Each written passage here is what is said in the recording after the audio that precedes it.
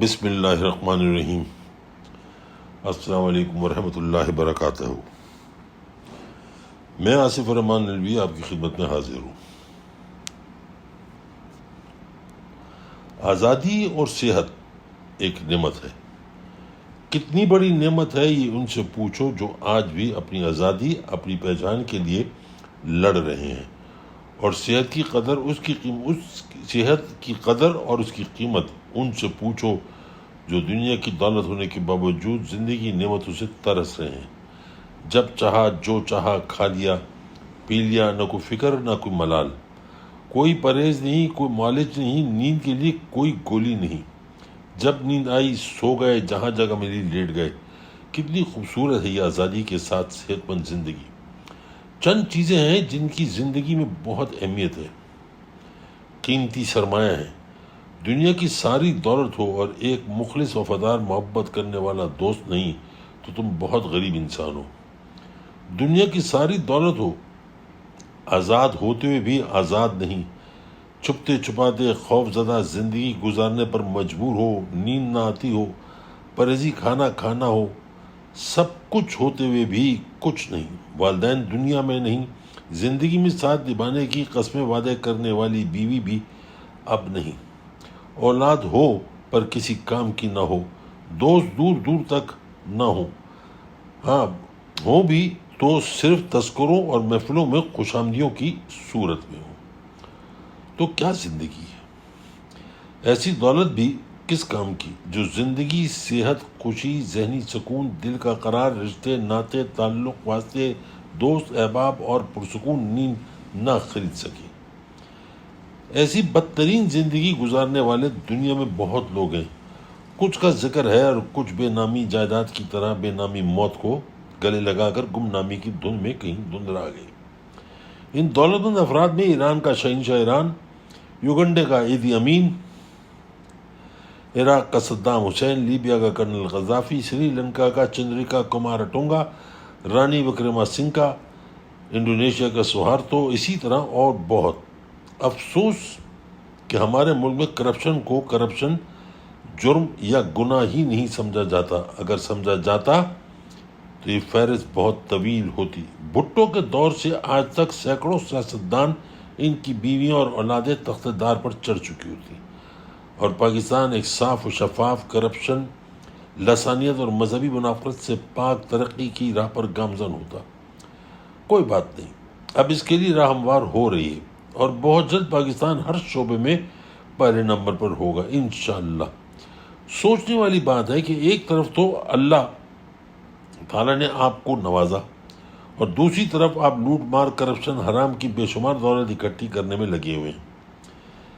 اپنے آپ ہی اپنے لیے زمین تنگ کرتے ہیں۔ کیسے سوچیں کہ ایک بندہ جو کچھ نہیں تھا ایک وزیر بنا، پھر وزیر اعلیٰ، اور اس کے بعد 3 بار کا وزیر اعظم۔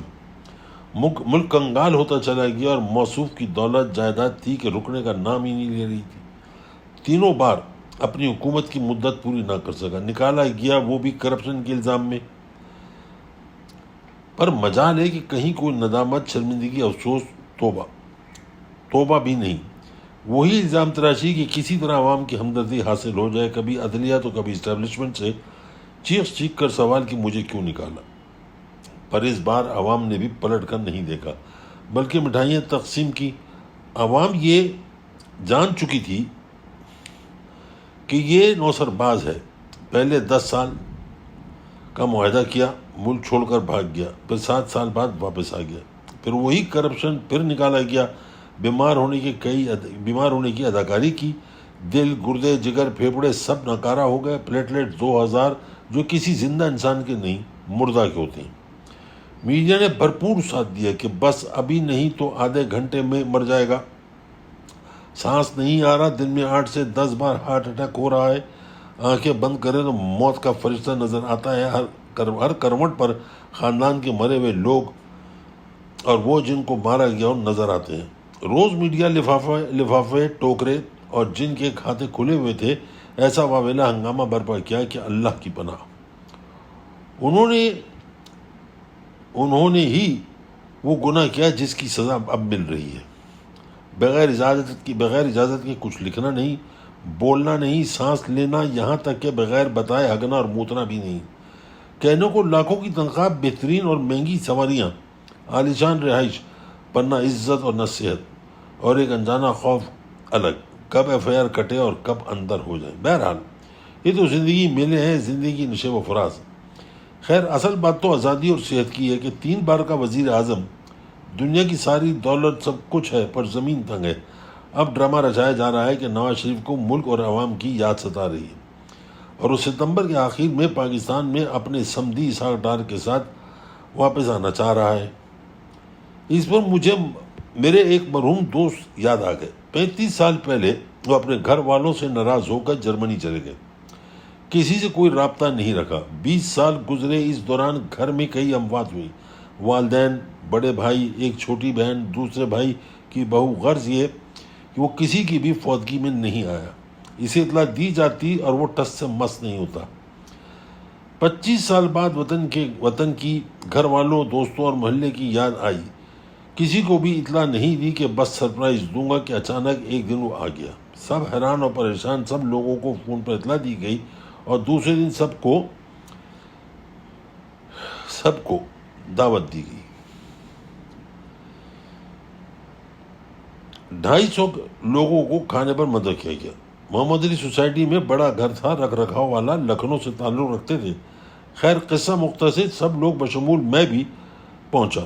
وہاں جا کر جو دیکھا، پاؤں سے زمین سرک گئی۔ شامیانے لگا تھا، گھر والے ٹوپیاں پہنے، باقی جو دعوت میں آئے تھے کوئی سوٹ بوٹ میں تو کوئی شلوار قمیض میں ملبوس تھا۔ سب حیران اور سکتے میں تھے کہ ایک دوسرے کو سوالیہ نظروں سے دیکھ رہے تھے کہ کیا یہ وطن عزیز سے محبت تھی یا مٹی کا بلاوا تھا۔ کون جانے، یہ تو بس اللہ ہی جانتا ہے کہ نواز شریف اور اسحاق ڈار کو وطن عزیز کی محبت لا رہی ہے یا قبر کی مٹی بلا رہی ہے۔ دوستو، اسی کا نام زندگی ہے۔ پاکستان زندہ باد، پاک افواج زندہ باد، کل بھی، آج بھی اور آنے والے کل۔ پاکستانی وزیر اعظم عمران خان زندہ باد۔